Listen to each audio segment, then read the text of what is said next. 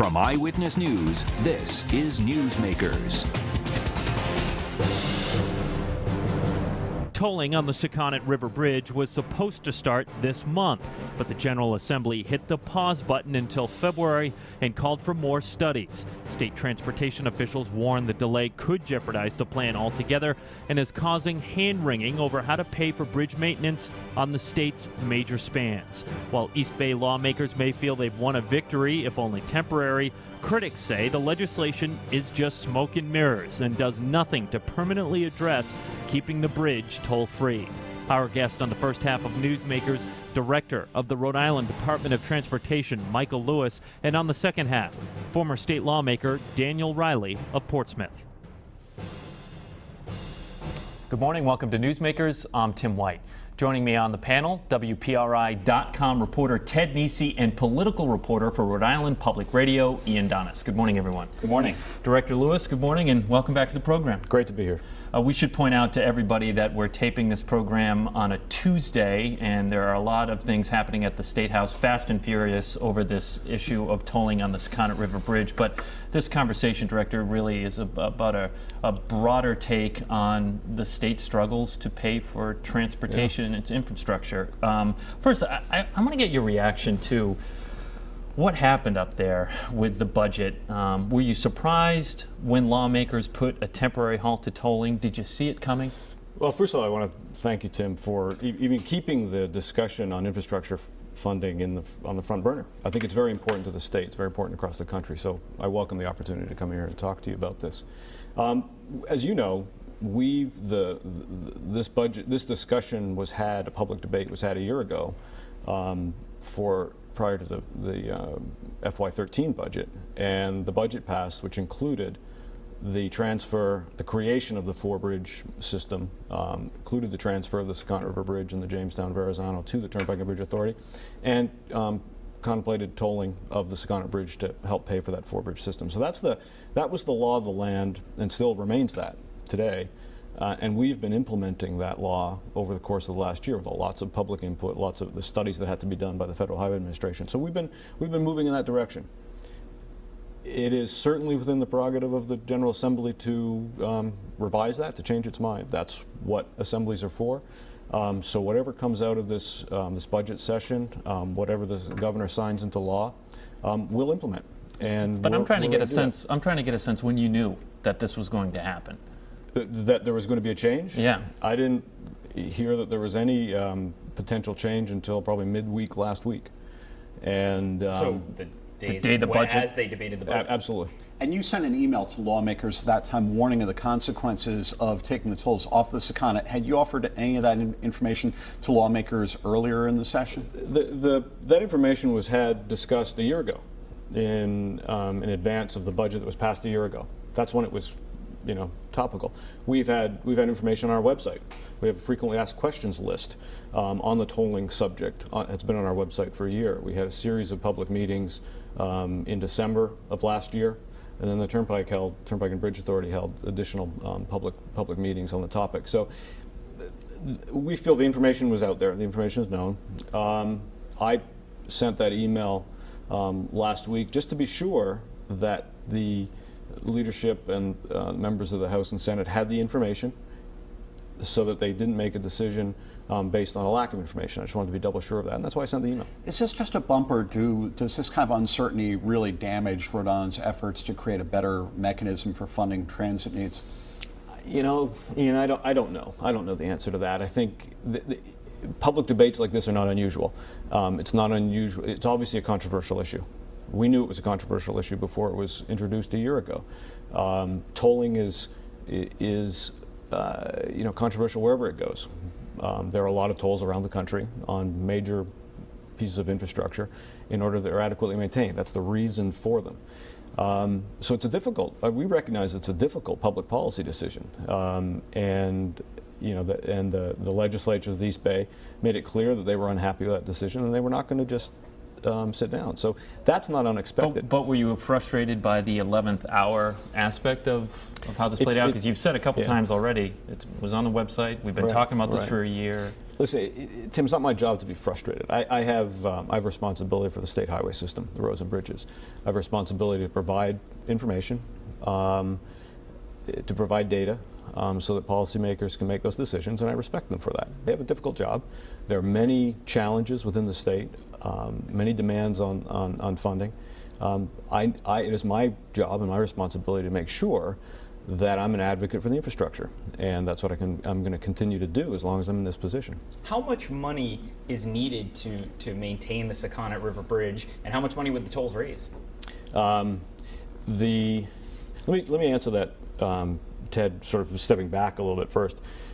The people in that area are going to say, of course he did that, because he doesn't want to say how well those numbers compare. I'll answer that, and they know I will. The overall state has a very large deficit in terms of its needs to invest in its infrastructure. That's well established, going back to the Governor Kachari's Blue Ribbon Panel report of 2008, Senate Finance Committee report of a year ago. So it's well known, and RIDOT is continuing to develop its plans for, how can we address particularly the bridge deficit in the state, and it's order of magnitude of $1 billion to get the bridges in the state into a state of good repair over the next 10 years. It's in the order of magnitude of $1 billion. That's a big number. That's a big number for anybody to chew on. The concept last year of putting the 4 bridges together, the 4 largest bridges in the state, under the control of the Turnpike and Bridge Authority, with a dedicated revenue stream, that's the key to this, to ensure that the 4 bridges would be maintained at a level consistent with what the Turnpike and Bridge has been able to maintain, the Mount Hope and the Pell Bridge over the last 40 years. The Sakonnet, obviously the newest of that 4-bridge system, is going to have the lowest maintenance cost of any of them going forward.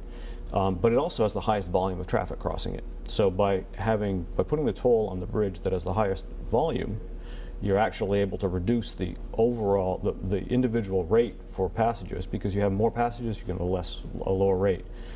The big ticket in the 10-year plan for the Turnpike and Bridge is the continued capital improvements that are needed on the Pell Bridge and on the Mount Hope Bridge. Then the third in line is the Jamestown-Verrazano, and then the fourth is the Sakonnet. So that is all very clear. The Sakonnet itself, in the early years, has the lowest investment need of all the 4 bridges. So you know what people in the East Bay are hearing when you say that? We're paying for the repairs. And they're absolutely technically correct. And that was known when this bill was put together a year ago, that you were going to have 2 points of toll collection, one on the south, the Pell Bridge, one on the north, the Sakonnet Bridge. Those 2 points of collection of tolls would take care of the 4-bridge system. That was that was the reason for the legislation. They're absolutely right that the tolls being collected on the Sakonnet are principally in the early years going to subsidize the repairs needed on the other bridges. Rhode Island has an $8 billion budget annually for state government, with state and federal funds put together. People just have trouble fathoming how in $8 billion there can't be enough to fund the state's transportation needs. I think what and we've talked about this in the past too. The only source of revenue currently for transportation in the state is the state gas tax. The whole gas tax? 2/3 of the gas tax. 2/3 of the gas tax comes to RIDOT, 1/3 goes to RIPTA, and that's their only source of state funds to operate the public transit service. As we've known and talked about in the past, of the money that comes into RIDOT, 50% of it approximately goes to debt service, paying off the debt of the past decades of providing the state match to fund our federal capital money coming in. And again, that's the sole source of capital money in the state. There is no state-funded capital program.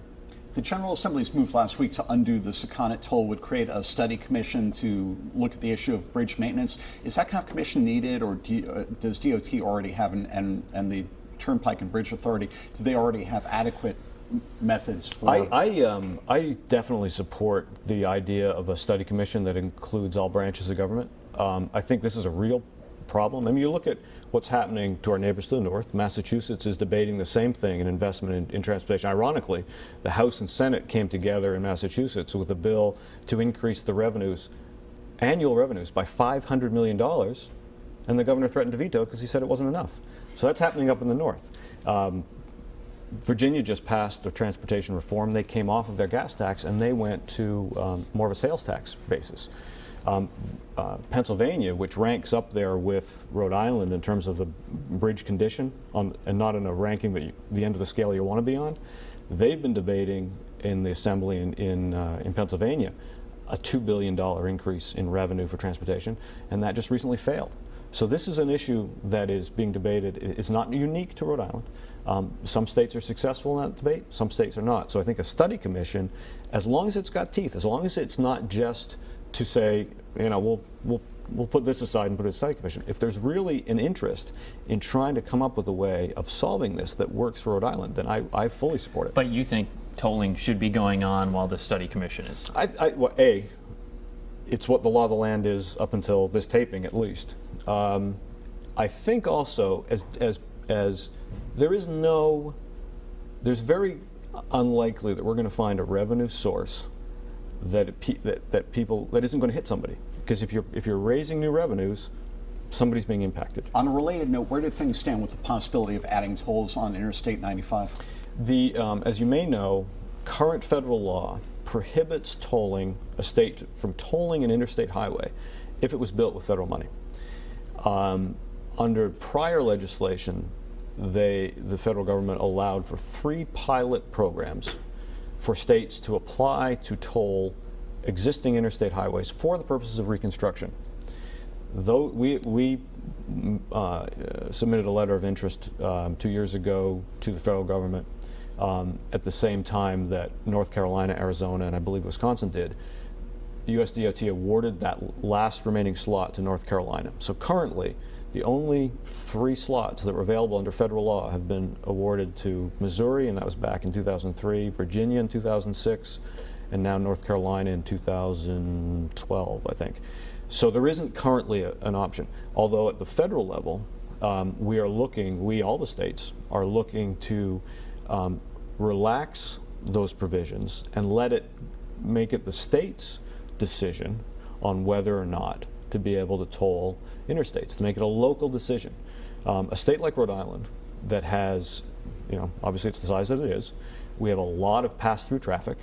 So 60% of the volume of traffic toward the southern end of the state that's on Interstate 95 is out-of-state traffic.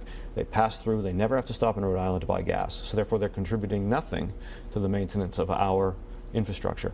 A state like Rhode Island, it may make sense for that, and I'm not, that's ultimately going to be a legislative decision. By Congress? No, well, by both locally, because if Rhode Island chooses not to do that, we want that to be Rhode Island's decision. We can't even get there yet until Congress gives the states the ability to have that debate. So that's where it sits right now. Back to the sakonnet, some people on Smith Hill are asking, what was the rush on erecting the toll stanchion? Sure.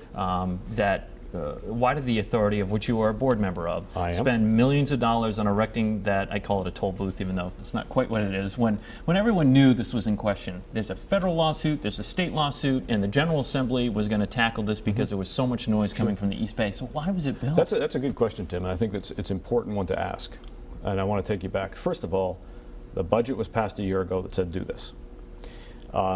There is also a provision in federal law. The reason that Rhode Island or any state can introduce tolls on a non-interstate highway is there's a limited list of provisions when that can happen, circumstances when that can happen. One of them is in order to reconstruct, rebuild, or replace a bridge or tunnel.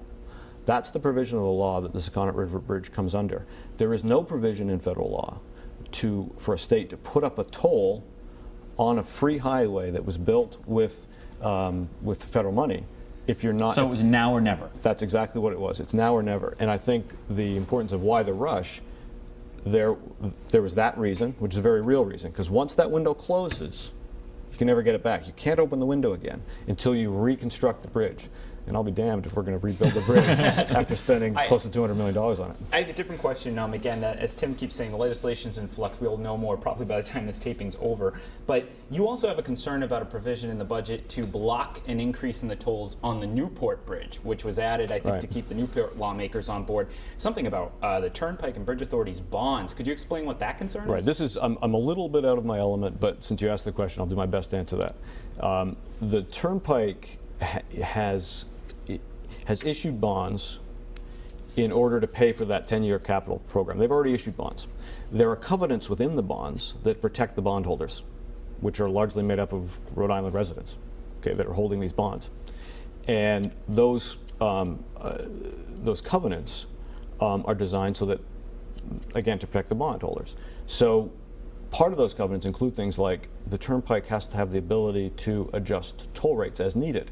If the legislature caps a toll rate, the Turnpike no longer has the ability to do that. So that's in violation. So there are elements built into the bonds in order to protect the bondholders that if the tolls are capped, and the tolls that are raised on the Pell can't go to a facility that they don't have revenues to take care of. So that it puts the Turnpike and Bridge in a bind, and it potentially puts them in default. Director Lewis, we're up against a break, so just 30 seconds if you could answer this. I do want you to respond to a report out by the Reason Foundation. It releases annual rankings on highway performance and efficiency. The good news is we moved up, but we moved up from 50th. We're 49th, and they point out that we spend way more per mile than most other states do, $350,000 a mile, way above average. What's your reaction? That shouldn't surprise anybody. First of all, Rhode Island is the second most densely populated state in the country after New Jersey. New Jersey is 50th on that list. If you think about, on a couple of reasons. You think Alaska is 50th on that list, but New Jersey might be 48th. New Jersey's 50th on the cost per mile of maintenance. Alaska's worse, but think of on the provision that is rural roads. You got hundreds of miles of rural roads that are probably gravel. I'm not surprised their roads are in tough condition. The lower ranked states on that list are predominantly Northeast states. Connecticut, Massachusetts are all in the 40s, Pennsylvania in the 40s, New York's in the 40s. We have the oldest infrastructure, and just as new cars take very little maintenance, 10-year-old cars take a lot of maintenance.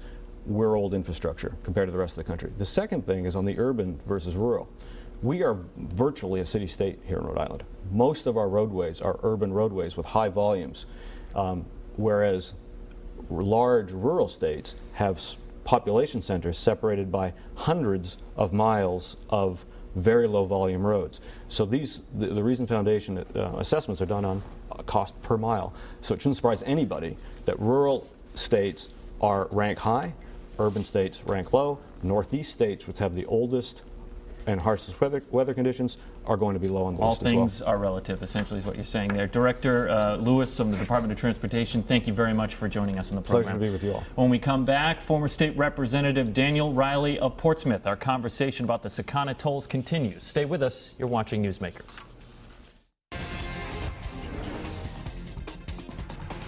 Welcome back to Newsmakers. I'm Tim White. Sitting to my right, WPRI.com reporter Ted Nesi and Rhode Island Public Radio's Ian Donis. Our guest for the second half is former State Representative Daniel Reilly of Portsmouth.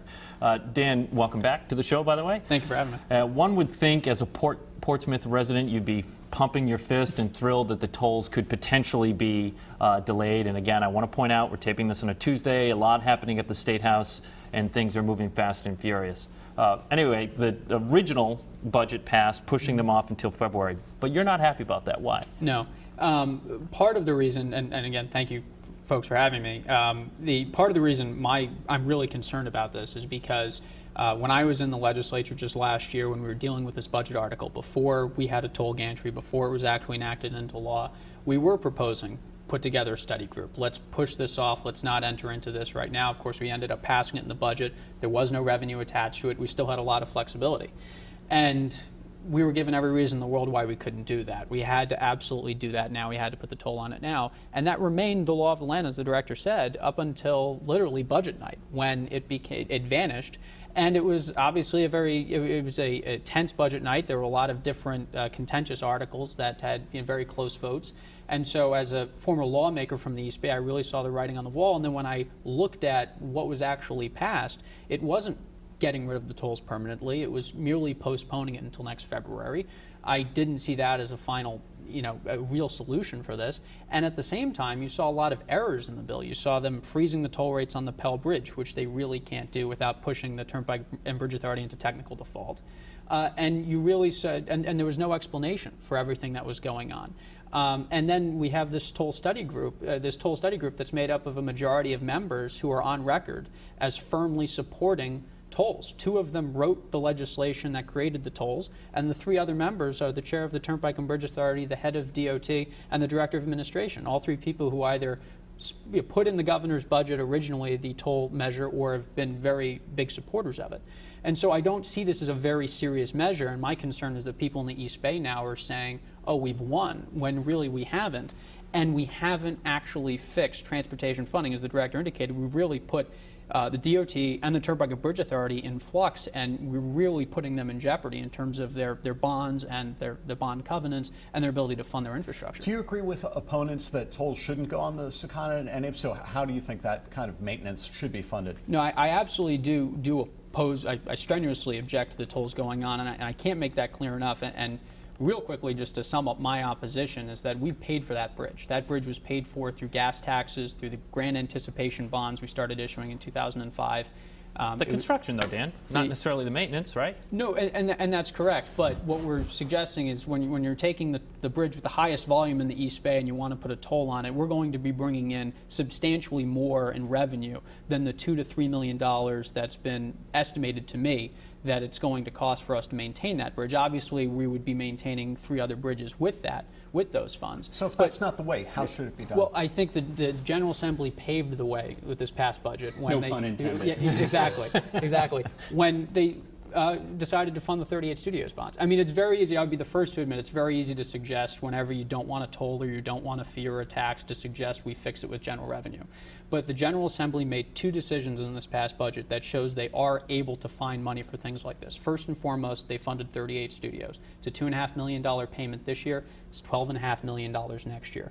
That would pay for a substantial chunk of this maintenance on these 3 bridges. And then at the last minute, when Article 5 failed, and they could not prohibit the funding of the $12.9 million payment into the pension system, virtually overnight, literally overnight, within 18 hours, General Assembly leadership were able to find $12.9 million in cuts to offset that money going into the pension fund. So there is a willingness, when they want to have that willingness there, to find money for things like this. And to me, infrastructure maintenance, particularly for the state's 4 largest bridges, it should be at the top of that list. Do you think there's, we were talking about $1 billion deficit over 10 years. You were in the legislature. You understand how these numbers work.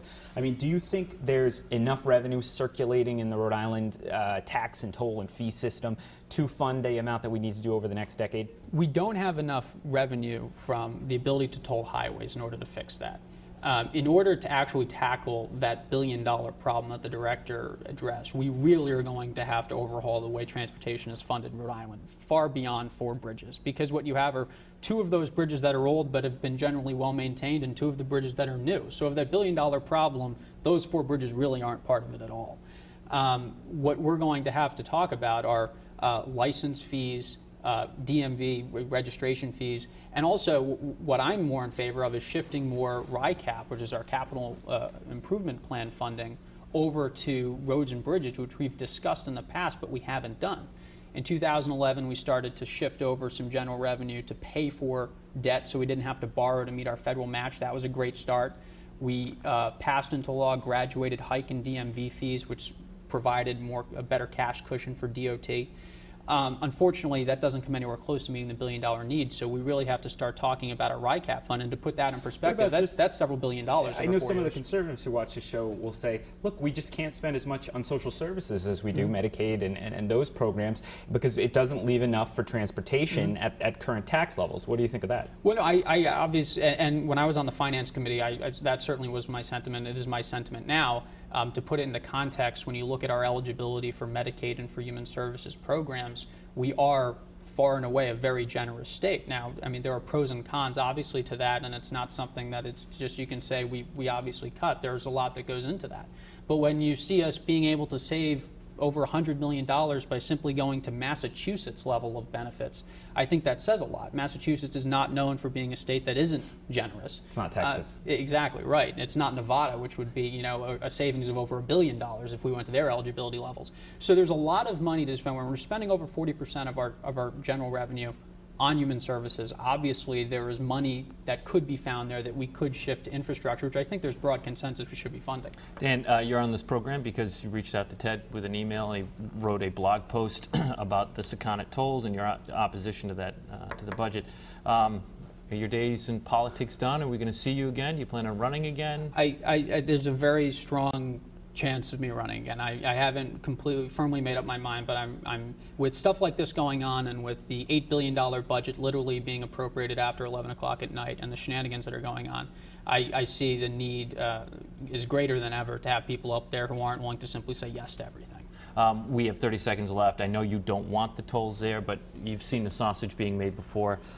Yes or no, do you think in 2 years there will be tolling on the Sakonnet Bridge, whether you like it or not? I certainly hope not. If this proposal that was voted out this past week is any indication, I think there will be. Former State Representative Daniel Reilly of Portsmouth, thank you for joining us on the program. Our first half guest, DOT Director Michael Lewis. If you missed it, it's on WPRI.com. For Ian Donis and Ted Nesi, I'm Tim White. We'll see you next week on Newsmakers.